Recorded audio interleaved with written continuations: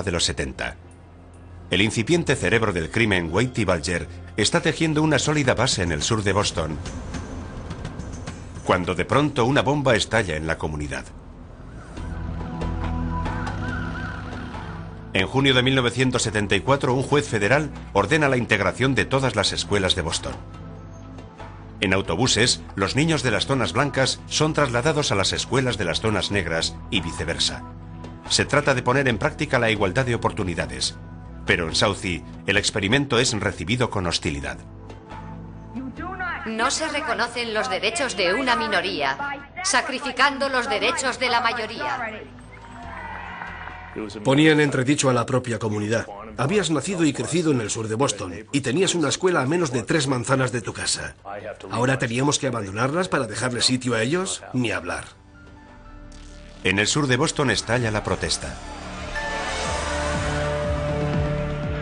Al igual que la policía y los cargos públicos, los gánsteres como Pat Nee también perciben un declive en el respeto de la ley.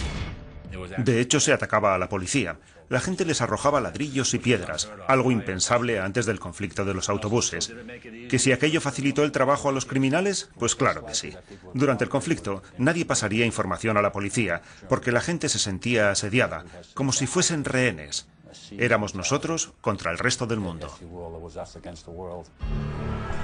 Para algunos, el conflicto de los autobuses supone un punto de inflexión.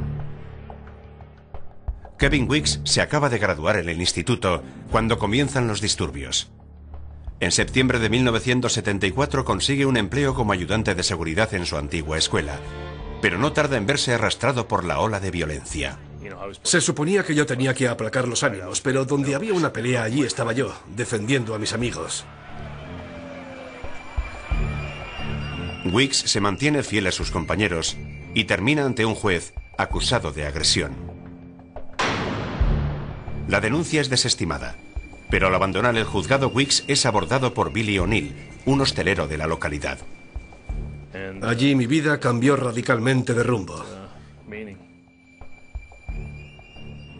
Weeks empieza a trabajar como matón en el bar de O'Neill, que por aquel entonces se llamaba Triple O's. Se trata de un establecimiento protegido por James Bulger. Jim Bulger se fijó en mí, porque tenía muchas peleas y cuando venía la policía los mantenía a raya y tenía la boca bien cerrada. Yo solo me preocupaba de mis asuntos. Mediada la década de los 70, Bulger empieza a llamar a Weeks cuando necesita ayuda extra para sus fechorías. Juntos empiezan a extorsionar violentamente a los corredores de apuestas locales, y siempre en nombre de Howie Winter, el capo irlandés más poderoso de la ciudad. En aquella época había un corredor de apuestas ilegales en cada bar. De día cogían apuestas de caballos y de la lotería. Y cuando caía la noche, apostaban a las peleas de perros.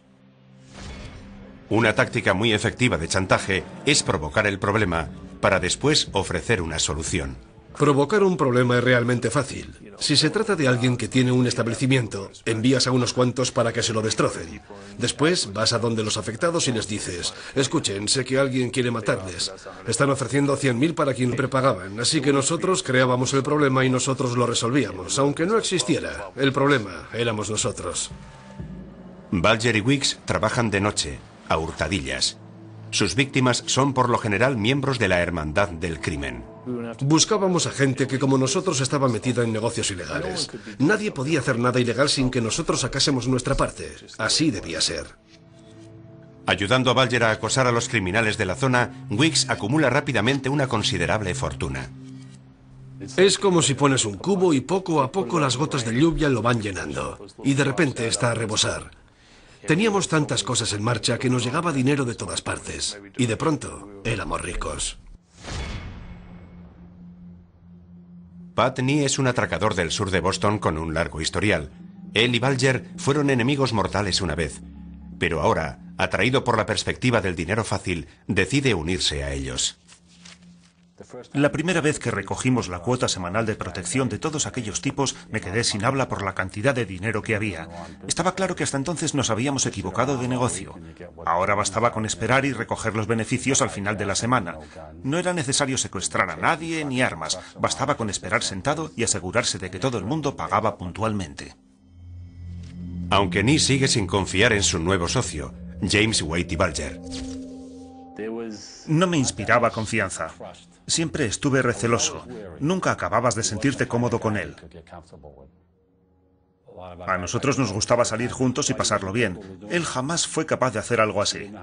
No sabía relacionarse con la gente, solo a nivel de negocios, y habitualmente para amenazarles o engañarles. Solo recuerdo que fuera una o dos veces a algún acontecimiento social, y se le veía incómodo y enseguida desaparecía. Pero Bulger ha trabado amistad con un joven matón llamado Steve Flemmi. Flemmi es medio italiano, medio irlandés. Es un veterano del ejército y le gustan tanto las armas que lo apodan el hombre del rifle. Stevie Flemmi no era precisamente una compañía agradable. Era como si fuera de otra galaxia.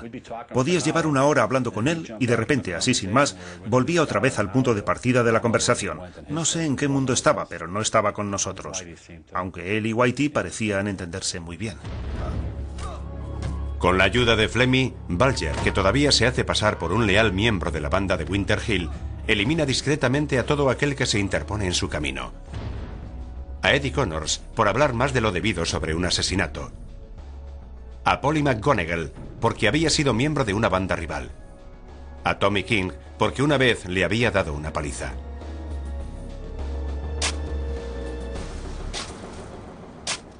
Los asesinatos se suceden, pero Bulger no deja ni el más mínimo rastro. Unos kilómetros al norte, en su base de Somerville, Howie Winter sigue cobrando su parte de los negocios del sur, sin percibir que Bulger se ha convertido en una amenaza cada vez mayor. Hizo las cosas con mucha astucia. Verá, ellos estaban allí abajo, en el sur de Boston, y yo atendía mis negocios. Alguna vez oía que tal o cual había desaparecido, pero jamás se me ocurrió sospechar nada.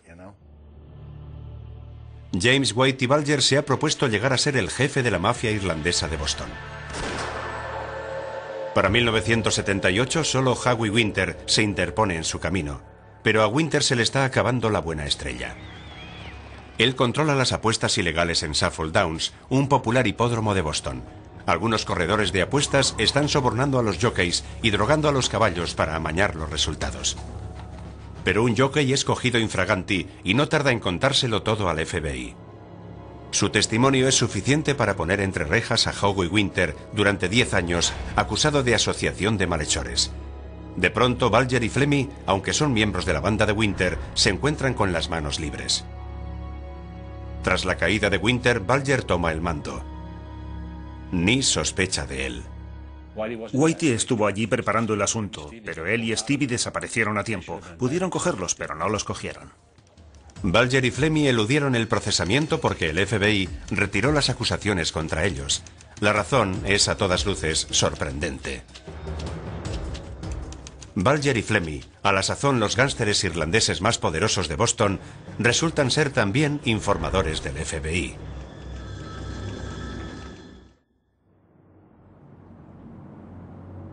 Para principios de los 80, Whitey Bulger ha conseguido ya convertirse en el rey indiscutido de la mafia irlandesa de Boston. Pero mientras él asesina a los soplones que le delatan, resulta ser a la vez un informante del FBI. Bulger y su ayudante Steve Flemmi forman parte del programa del FBI denominado Top Echelon, escalón superior. Las comunicaciones de los informadores son de vital importancia para mantener el orden público. Uno debe identificar las personas y los puestos en la jerarquía de una organización y debe intentar infiltrar a cualquiera que esté dispuesto a colaborar con la ley. En aquel momento, la prioridad número 1 del FBI en Boston era la mafia italiana, el grupo criminal más antiguo y mejor organizado de la ciudad. Derrotar a la mafia es una de las prioridades del FBI a nivel nacional. En Boston, los federales creen que Bulger les puede servir para noquear a la mafia. Aquí la base de operaciones de la mafia es el distrito italiano, la zona norte de la ciudad. Un laberinto de bares y restaurantes situado justo al este de algunos de los símbolos de la lucha por la independencia americana. Bulger mantiene una tensa relación con los capos mafiosos de la ciudad. Por lo que yo pude ver, la relación era tensa, era como una tregua hostil. Creo que no se fiaban los unos de los otros. El problema proviene de la supremacía de la Cosa Nostra en la ciudad. La mafia de Boston cuenta con el respaldo de Raymond Patriarca, capo del crimen organizado en Nueva Inglaterra. Esa conexión hace mucho más peligrosa a la mafia de Boston. La mafia tiene muchos dientes. Te pueden morder desde cualquier dirección. La mafia es gente peligrosa. Antes de ser encarcelado en 1978, el clan irlandés de Howie Winter pagaba regularmente a la mafia $20.000 semanales de comisión sobre sus beneficios. Aún se refiere a la mafia con prudente respeto. Si alguien quería operar en una zona, nos asegurábamos de que no nos pisábamos unos a otros, y así era fácil llevarnos bien. Y si ya había alguien operando en la misma zona, primero les avisábamos a ellos, y 9 de cada 10 veces te contestaban, de acuerdo, está bien, no pasa nada. Pero a Bulger le repatea tener que dar coba a la mafia. Cuando el FBI aborda secretamente a Bulger y a Flemmi, a mediados de los 70, estos deciden seguirles la corriente. Para ellos es una oportunidad de oro. Podrán valerse de los federales para derrotar a su principal rival. Pero además existe una ventaja añadida, el blindaje ante cualquier investigación.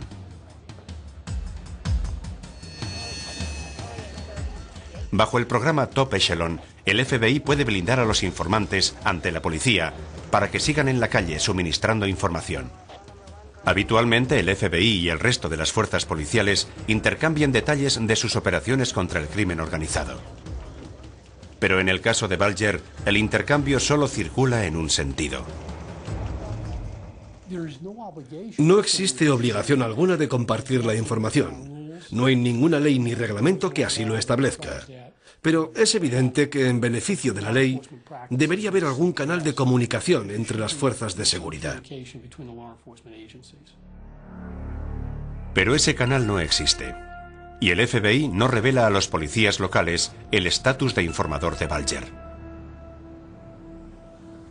De vez en cuando las cámaras de seguridad de la policía de Boston captan a Bulger. Los policías lo consideran un pequeño gángster del sur de la ciudad. Es evidente que no están al tanto de sus fechorías. Por eso, cuando en 1980